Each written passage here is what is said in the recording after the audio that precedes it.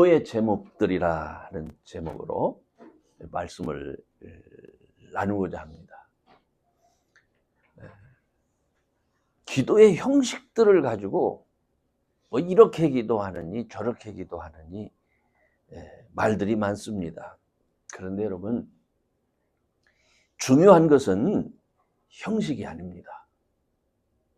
하나님과의 교제가 실제로 이루어지고 있느냐, 이게 중요한 겁니다. 그래서 어떤 내용이 적합한 기도의 문제인가, 가끔 사람들이 이런 제목을 갖고도 기도하느냐 마느냐 이런 얘기 하는데 이거 다 아무 쓸데 없는 얘기입니다. 그러다 보니까 문제는 지금도 많은 분들이 내가 어떤 일을 가지고 하나님께 기도할 수 있을까, 이거를 궁금해합니다. 그래서 어떤 것은 구해야 되고 어떤 것은 구할 필요가 없다, 이렇게 생각하는 거죠. 그리고 실제로 제가 어떤 분은 내가 다 알아서 할 테니까 그런 건 기도하지 말라, 뭐 이렇게 말하는 소리를 제가 들은 적이 있습니다. 사실요, 우리의 기도를 들으시는 하나님은 사람들이요, 그 하나님이란 이름조차 부르는 것을 두려워했어요. 원래는. 오늘날 우리가 어떤 사람은 여호와라고 말하고 어떤 사람은 야훼라고도 말하잖아요. 근데 왜 그런 것 같아요? 하나님의 이름을 망령되이 부르지 말라고 하다 보니까 아예 성경에 그 여호와라는 말만 나오면, 그게 제가 지금 말하는 게 이 발음이 맞는지 틀리는지도 모릅니다. 사람들이 무조건 그거를 안 불렀어요. 그래서 전능자, 무슨 아도나이, 혹은 엘로힘 이렇게 불렀어요. 그러니까 그거를 한 몇천 년 동안 안 읽다 보니까 그걸 원래 어떻게 읽는지를 뭐 잃어버린 거예요. 그래서 요즘 너 야훼가 맞는 것 같다. 아니야 그래도 여호와가 맞는 것 같아. 여전히 그런 걸 가지고 얘기를 하는 거죠. 이게 하나님께 대한 사람들의 마음입니다. 그런데 우리 예수님은 어땠습니까? 당대에 많은 사람들이 하나님의 이름도 못 부르고 있는데 우리 예수님은 그 사람들하고는 달리 하늘에 계신 내 아버지요, 이렇게 부르는 걸, 이거는 차원이 다른 거예요.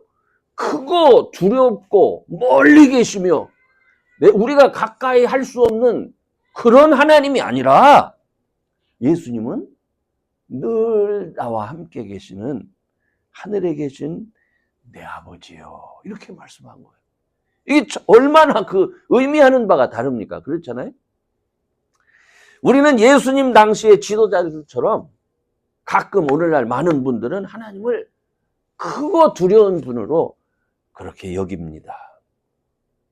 그런데요, 우리는 예수님처럼 하나님을 아버지라 부를 수 있는 사람이 된 거예요. 이 말은 그분 앞에는 흉허물이 없는 거예요. 그분 앞에는 우리의 모든 것을 다 털어놓고 무엇이든지 말할 수 있는, 우리가 그런 자녀가 됐다, 그거를 말하는 겁니다. 제가 아버지가 돼서 이해한 아버지 마음이 있었어요. 제가 아버지가 되기 전에는 우리 아버지를 보면서 아버지 마음을 이해하려고 했는데, 근데 내가 막상 아버지가 되고 나니까 아버지 마음이라는 게 이런 거구나, 이해가 되죠. 때로는 늘 자녀와 가까이 하고 싶고 또 자녀와 모든 것을 공유하고 싶고 또 자녀를 할 수 있는 대로 돕고 세워주고 싶은 그런 마음이 아버지에게는 있어요. 그래서 제가 이거를 깨닫고 난 다음에는 내가 내 하나님 앞에, 하나님 아버지 앞에 내가 기도할 때에 내가 뭘 고르고 생각할 필요가 있나? 이런 생각을 하게 된 거예요. 근데 문제는 뭐냐면 무엇이든지 아뢰 수 있는 사람이 되는데 내가 무엇이든지 아뢰지를 못하는 거예요. 그죠? 그렇게 해본 적이 없어. 늘 고르고 이건 될 거야 안 될 거야 이래가지고 하나님 앞에 자신 있게 나가지를 못하더라고요. 뿐만 아니라 내가 하나님 앞에는 이런 것을 갖고 기도해야지, 아버지한테 이런 걸 갖고 얘기를 해야지, 이걸 찾았다고 해도 또 내가 이거 기도한다고 해서 우리 아버지가 들어주실까? 이런 의심이 또 생기는 겁니다. 그런데 그래서 제가 성경을 읽으면서 이 성경 속의 인물들은 어떤 문제를 가지고 하나님 앞에 나갔을까? 궁금하잖아요. 그죠? 그러니까 유독 그런 내용들을 찾아봅니다. 그러면서 제가 엘리사 선지자를 특별히 찾았어요.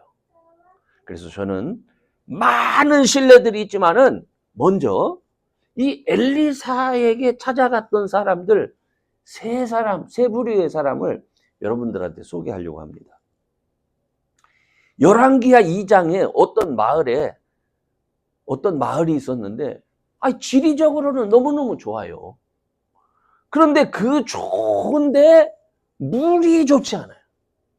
그래서 농사를 짓기만 하면 열매가 빨리 떨어지는 거예요. 중도에 떨어져요. 그러니까 먹을 것이 아주 귀한 그런 동네가 됐습니다. 그래서 어떻게 하면 그런 마을에 농산물이 일찍 떨어지지 않고 그게 끝까지 열매를 맺힐 수 있을까? 이 문제를 가지고 엘리사를 찾아옵니다.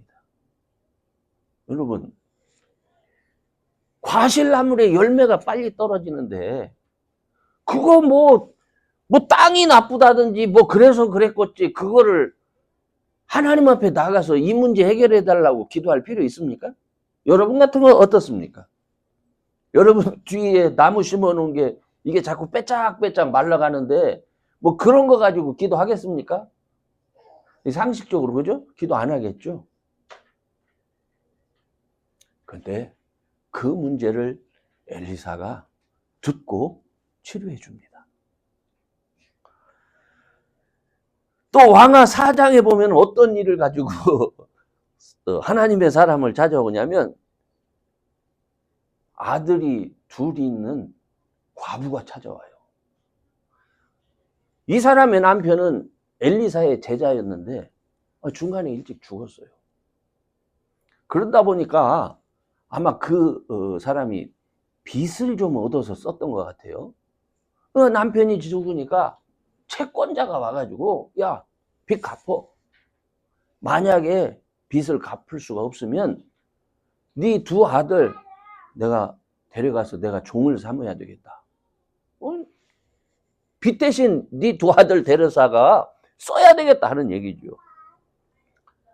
이 문제를 가지고 엘리사를 찾아왔어요.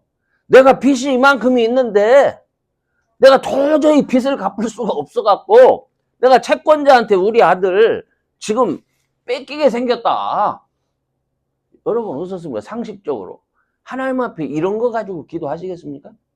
하나님, 내가 빚이 많습니다. 요즘 내가 너무너무 어렵습니다. 이렇게 기도할 수 있겠어요? 그런데 성경에 보니까 이 문제를 가지고 왔어요. 근데 또 그걸 해결하는 방법도 희한합니다. 있는 돈을 주는 게 아니라 그 마을에 너 돌아다니면서 네 아들들한테 얘기해서 그릇을 다 빌려오라고 그래요. 하여튼 빌려올 수 있을 만큼 빌려와라. 그 빌려와가지고 방에 들어가라고 한 다음에 기름병 하나를 주더니 계속 이게 다 찰 때까지 부라고 하는 거예요. 그 기름이 계속 모든 그릇이 찰 때까지 기름이 쏟아졌다는 거예요. 더 그릇 없느냐 하니까 더 이상 없습니다. 할 때까지 그 기름이 계속 나왔다. 그러면 이제 이거 다 팔아가지고 빚 갚고 그리고 나머지 가지고 살아라. 그렇게 했다는 거예요. 야, 이런 일이 있을 수 있어? 그쵸? 또 열왕기하 6장에 보면은요, 엘리사 제자 중 한 사람이 도끼를 가지고 나무를 베다가 도끼자루에서 이 도끼가 빠져나가가지고 강물에 빠졌다는 거예요. 아이고 이거 빌려온 건데 이거 어떻게 하면 좋겠습니까? 뭐 요즘이야 도끼 하나 하면 쉽게 살 수도 있는데 아마 엘리사 시대에는 이 철로 된 특히 이런 도끼는 정말 귀했던 것 같아요. 그 빌려온 건데 그거 어떡합니까? 물에 빠져서 사라졌다는 거예요. 여러분 이게 기도 제목이 됩니까? 이걸 갖고 왔다는 거예요. 이걸 하나님의 사람에게 갖다 와서 이거 해결해 달라고 했다는 거예요. 그랬더니 또 엘리사가 엘리사의 방법대로 무슨 나무를 휘저 갖다가 넣으니까 쇠도끼가 떴다는 거예요. 저는 이 열왕기하에 있는 엘리사의 스토리를 이렇게 읽으면서 여러분 선지자 시대의 그 제자들이나 사람들이 가져왔던 그런 문제는 너무너무나 이해하기 어렵고 엉뚱한 문제들이에요. 그렇죠? 그런데 그 문제가 어떤 문제든지 간에 이 엘리사는 야 그런 걸 갖고 왔냐? 그걸 내가 어떻게 하냐? 이렇게 말하지 않았어요. 그게 어떤 문제든지 간에 하나님 의지해서 해결해 주는 것을 볼 수가 있습니다. 저는 이런 차원에서 우리가 오늘 본문을 읽었잖아요. 누구든지 지혜가 부족하거든 하나님께 구하라 하는데 여러분 한번 생각해 보세요. 여러분 지혜가 부족하다고 기도하신 적 있습니까? 이건 기도 제목이라 이런 거는 기도 제목이라고 생각하지도 않습니다. 오늘날 우리 시대 사람들은 우리가 학교 생활을 했잖아요. 배운 게 있어요. 그래서 학교에서 그냥 한 십몇 년 동안 평가받은 점수가 있으니까 아 나는 내 능력이 그래. 난 내 머리 수준이 그래. 그래서 자기 자신을 자기가 그렇다라고 생각하고 자기 한계를 그냥 인정해버려. 그리고 순응하면서 삽니다. 그죠? 아, 뭐 내가 뭐 모자라서 그런데 뭐 그런 거 갖고 뭐 기도해 이러죠. 그런데 성경은요 우리한테 하나님의 자녀는 세상을 살면서 당연하게 받아들이는 것이 있으면 안 된다는 거예요. 아니 내가 돈 없이 태어났는데 뭐 돈 없는 거 당연하지. 아니 내가 머리가 나쁘게 태어났는데 내가 이렇게 사는 거 당연하지. 너 당연하게 순응하고 포기하고 좌절하는 삶을 살으면 안 된다는 거예요. 우리는 부족해도 우리와 함께 해주시면서 내가 갖지 못한 지혜도 주시고 내가 할 수 없는 능력과 힘도 주시는 분, 그분이 우리 하나님이라는 거예요.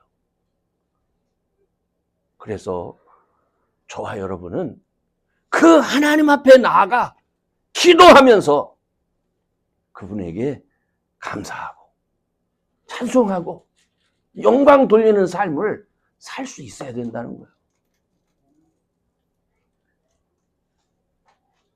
그런데 왜 우리는 포기하는 것에 익숙해져 있을까?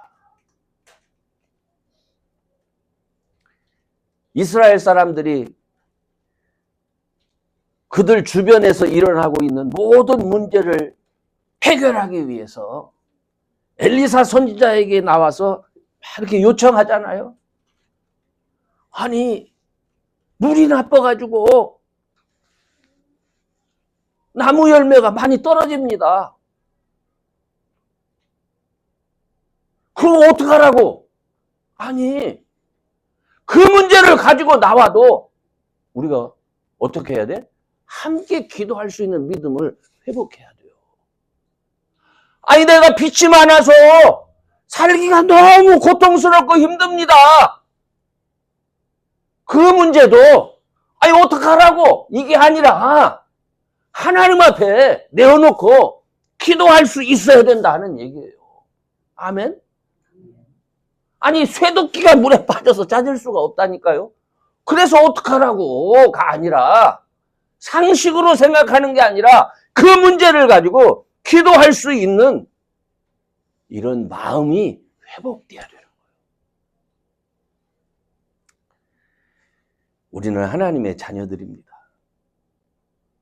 너무나 우리가 하나님의 자녀임에도 불구하고 이미 세상 환경에 의해서 우리들은 완전히 정복, 아주 짓눌려 있는 사람들이에요. 그러다 보니까 그냥 절망거리가 너무 많아요.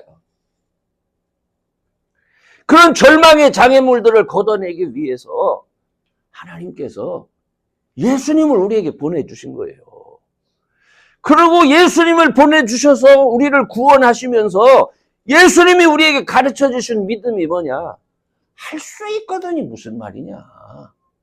믿는 자에게 능치 못함이 없느니라, 이걸 가르쳐 주신 거예요. 그래서 저는 여러분에게 부탁하고 싶은 것이 있는데, 우리는 쉽게 포기하는 사람들이 돼서는 안 되는 거예요. 이전에는 쉽게 포기했는지 모르겠어요. 이전에는 쉽게 낙심하고 절망하고 했는지 모르겠어요.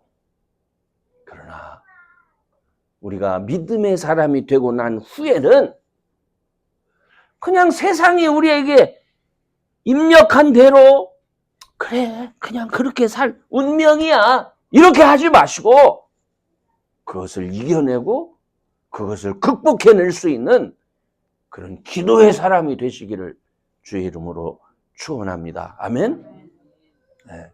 하나님 없이 예수 이름 의지하지 않고 내가 선 경험만 가지고 인정하고 받아들이고 그러지 마세요. 내가 학교를 다니면서 공부를 했는데요, 난 공부를 하기가 싫어가지고 원래, 그래서 그냥 거의 간신히 졸업만 했습니다. 그 간신히 졸업만 하다 보니까 그냥 내 속에 나는 그냥 이렇게 살아도 되는 존재라 스스로 그렇게 받아들이고 포기하고 사는 인생들이 너무너무 많은 거예요. 여러분, 받아들이지 마세요. 하나님은 우리를 택해서 하나님 자녀로 삼아 주셨어요. 성령의 능력과 그 나타남을 기대하면서 살고 하나님의 능력을 나타낼 수 있는 자로 우리를 택해 주신 거예요. 기도의 한계, 아니 나 이거는 기도, 에이 상식적으로 어떻게 이런 거, 그렇게 하지 마세요. 세상 사람들은 한계 정할 수 있어요. 세상 사람들은 이건 안 돼, 믿음이 없는 사람들은 나 이런 거 갖고 기도할 수 없어, 그렇게 할 수 있어요. 근데 믿음이 있는 사람들은 무에서 유를 창조하신 하나님이기 때문에, 그죠? 없는 것을 있는 것 같이 부르신 하나님이시기 때문에 우리는 예수의 이름 부르면서 무엇이든지 기도할 수 있는 그런 사람들입니다. 아멘. 용기 내서 무엇이든지 기도하는 그런 분들 꼭 되시기를 주의 이름으로 축원합니다. 두 번째는 제가 그러다 보니까 그래서 기도하지 않겠구나, 기도하지 않는 이유를 알았어요. 이미 말씀드렸지만 사람들은 자기가 이미 다 알고 있다고 생각해요. 나는 왜 내가 지금 이렇게 되고 있는지 나는 다 알고 있어. 그러다 보니까 이미 내가 다 알고 있고 이게 어디서부터 어떻게 문제가 되어졌는지도 알고, 그러니 내가 뭐 이런 문제 가지고 하나님 앞에 기도해봤자 하나님이 들으시겠어? 이렇게 생각하는 거예요. 그래서 기도하지 않는 거예요. 그래서 기도하지 않는 거예요. 이런 생각은요, 하나님이 주시는 생각이 아니에요. 이런 생각은 사실은 사단과 마귀가 우리 믿는 성도들을 넘어뜨리기 위해서 주는 생각이에요. 그래서 사람으로 하여금 낙심하고 절망하고 괴로워하고 기도하지 않는 거예요.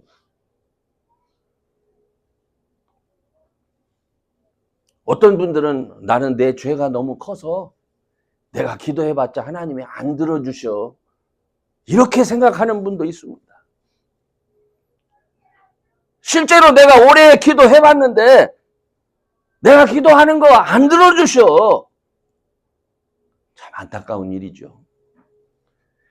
전 그럼에도 불구하고 여러분들에게 기도하세요, 이렇게 권면할 수밖에 없어요. 왜냐하면 하나님이 기도를 안 들어주셨을 때는 이유가 있는 거예요. 왜 안 들어주셨겠어요? 구하여도 받지 못함은 정욕에 쓰려고 구하기 때문에 그렇다. 다시 말하면 너의 기쁨을 위해서 그거 하는데 내 기쁨을 위해서 구하다 보면 네가 죽어.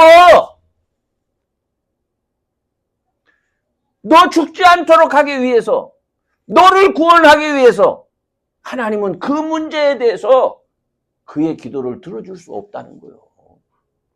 그래서 안 들어주신다는 거예요. 그러니까 만약에 우리가 기도할 때에 내가 오래 기도했음에도 불구하고 응답이 없어? 그러면 이거 하나님 뜻인가 봐. 이렇게 생각하면 안 돼. 이게 그냥 넘어갈 문제가 아니요. 왜 응답이 없지? 진지하게 들여다봐야 돼요. 내 삶 속에 숨겨져 있는 잘못된 것, 허물. 내가 그 잘못을 알지 못하고 그저 내 생각대로, 내 고집대로 주장하고 구한다는 거예요. 그렇기 때문에 안 되는 거예요. 안 들어주시는 거예요. 세 번째로는 기도하는 것도요. 이것도 훈련입니다. 이거 기도도 습관입니다. 그죠? 제가요 어릴 적에는 참 잘 나불거렸어요. 그래서 제가 말을 잘하는 사람인 줄 알았어요. 아마 내가 말로 설득을 하면 사람들이 내 말을 잘 듣고 따를 것이다 이런 생각을 한 거예요. 제가 그 반장 같은 거 그런 것도 해봤어요. 그러니까 우리 어렸을 때는 반장이 막 이름 쓰고 그러면 꼼짝 못 하잖아요. 그런데 사람들이 내 말을 잘 듣고 따라할 줄 알았는데 잘하면서 깨달은 게 뭔지 아십니까? 내가 말을 참 잘못하는구나. 근데 더 잘못하는 것이 있음을 알았어요. 내가 다른 사람의 말을 잘 듣지를 못해. 듣지를 않아. 뿐만 아니라 듣지를 않다 보니까 다른 사람의 감정을 헤아릴 줄 아는 능력이 없어. 사람이 말을 잘하려면요, 먼저 잘 들어야 됩니다. 먼저 듣고 그 사람의 감정까지 헤아릴 수 있을 때에 비로소 그 상황에 적절한 말을 할 수가 있는 거예요. 그렇죠? 그런데 듣지도 않지, 감정도 헤아릴 줄 모르지, 그냥 지 하고 싶을 만만 하는 거예요. 지 하고 싶을 만만. 그러니 기가 막힌 얘기죠. 그죠? 여러분, 우리가 하나님 앞에 가서 기도할 때도 마찬가지예요. 하나님과 교제를 하려면 먼저 어떻게 해야 돼?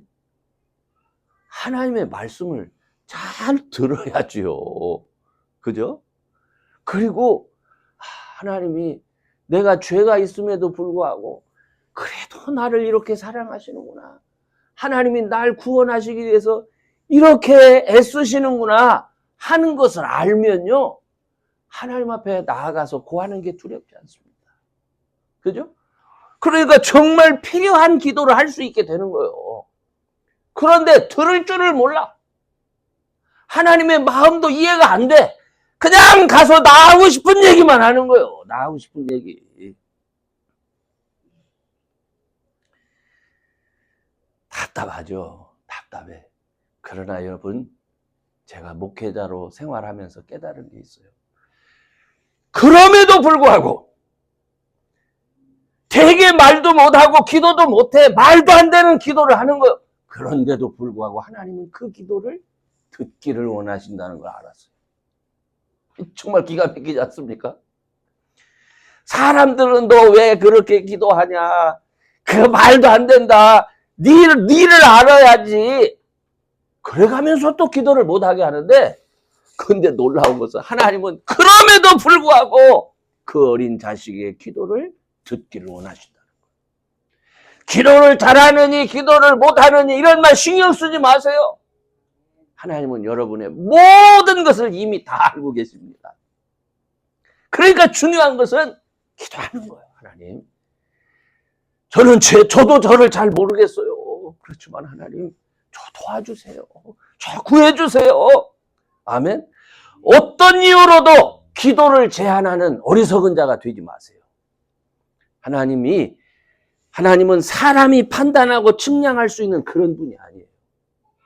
하나님은 우리의 생각을 훨씬 뛰어넘는 분이시고 그 훨씬 뛰어넘은 세계에서 우리를 구원하시기 원하시는 분. 그분은 우리를 사랑하시는 분입니다. 아멘. 무슨 일을 만나든지 간에 부정적인 생각에 사로잡혀서 절망하지 말고 예수의 이름 힘입어서 기도하는 분들 되시기를 바랍니다. 아멘. 이제 결론적으로 말씀드릴게요. 지혜를 구하라. 사람들은 이것이 말 되냐 하고 반문할 수 있어요. 공부를 못하는데 기도한다고 공부를 잘할 수 있습니까? 이렇게 말할 수도 있어요. 근데 여러분, 공부 못할 때 기도해 보셨습니까? 환경이 어렵고 힘들 때 그래서 공부할 수 있는 일건이 안 됨에도 불구하고 하나님, 나 공부 좀 잘하게 해주세요 하고 기도해 보신 적 있어요? 저는 제 주변에요, 정말 가난해도 그렇게 가난할까 하는 그런 목사님들이 많았습니다. 뿐만 아니라 기도에 대해서 부정적으로 말하는 사람들의 소리도 많이 들었습니다. 때로는 저 자신도 부정적인 생각을 가진 적이 있습니다. 그런데 지금 여러분에게 정말 간절하게 권면하고 싶은 것은요, 어떤 문제든 하나님 앞에 가져오세요. 어떤 문제든 기도하세요. 믿음으로 구하고 조금 더 의심하지 마세요. 세상은 하나님은 응답을 믿지도 않고 구하지도 않습니다. 그런데 저와 여러분은 지금도 살아계셔서 우리의 기도를 들으시고 응답하시는 그분께 기도하시기 바랍니다. 아멘. 제가요, 여러분에게 얘기하잖아요. 군목 시절에 마을에 이렇게 들어갔는데 중풍에다가 무슨 암에 걸렸어요. 그게 걷지도 못하는 사람. 근데 우리 군종병 형제가, 그 군목을 도와주는 형제가, 목사님, 저 집에 신방을 가달라는 거예요. 그래서 내가 군목인데 왜 민간인, 이놈아 쓸데없이 민간인 집에까지 가가지고 그런 걸 가져와서 나보고 일하라고 하느냐, 그러면서 그놈을 일단 혼냈어요. 그런데 약속을 해놨다는 거예요. 아이고, 참나. 약속을 해놨다느니 안 갈 수가 없어서 갔어요. 갔는데 정말 그 옛날 집들은 그 마루 붙어 있잖아요. 마루 있고 그냥 들어가는 그런 집인데 문 열는데 벌써 냄새가 돼, 냄새가. 이런 분이 이거 일을 하겠나 싶은 거예요. 그죠? 근데 여러분 아시다시피 성경은 뭐라고 그랬어요? 어쨌든 믿고 기도하라고 그랬잖아요. 고치고 안 고치는 거는 제 일이 아니고 나는 목사니까 저 하나님이 나한테 주신 일이다 생각하고 가서 기도하고 그리고 왔어요. 그리고 기도하고 오면서 제가 어떤 생각이 있겠어요? 야, 저 어렵다. 저 어렵다. 저도 못 믿는 거예요. 저도. 그렇죠? 저도 그렇게 했다니까 실제로. 이게 30대 20대 후반 얘기입니다. 포천 일동면 길명리에서 있었던 사건입니다. 그래서 그 다음 주간 주일날 예배를 이제 준비하고 있는데 그 군종 형제가 뛰어오더니만 목사님 야, 그래서 뭐 큰일이는 아니죠. 무슨 일이야 또. 걔가 그렇게 저를 많이 놀래켰어요. 지금은 목사님이 돼 있는데. 그 사람이 왔다는 거래서. 어떤 사람이 와? 아이, 누워있던 그 여자가 일어나가지고 예배 드리러 온다는 거예요, 지금.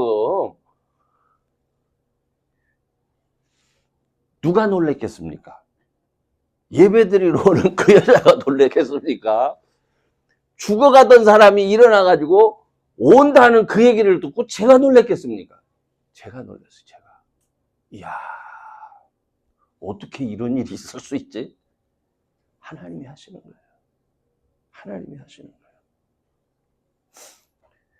저는 오늘 저와 여러분들이 어떤 일을 주변에서 만나든 세상의 얘기와 세상의 경험을 가지고 모든 것을 판단하는 그런 사람 되지 마세요. 하나님은요, 예수님은 죽은 나사로도 가서 살리셨다니까요. 죽은 자도 살리시는 하나님을 믿는 사람들이 뭘 보고 낙심을 하냐는 말이에요. 우리의 믿음 없는 것을 보고 낙심하세요. 아멘? 생활 속에서 경험하는 모든 장애물은 여러분들이 뛰어넘을 수 있습니다. 여러분들이 뛰어넘을 수 없는 장애물은 없습니다. 어떤 것이 여러분 앞에 놓여 있다 할지라도 낙심하지 말고 믿음으로 구하고 구한 모든 것을 주님 앞에 엎고 감격하는 신앙으로 그렇게 살 수 있는 저와 여러분 될 수 있기를 주의 이름으로 축원합니다. 기도합시다.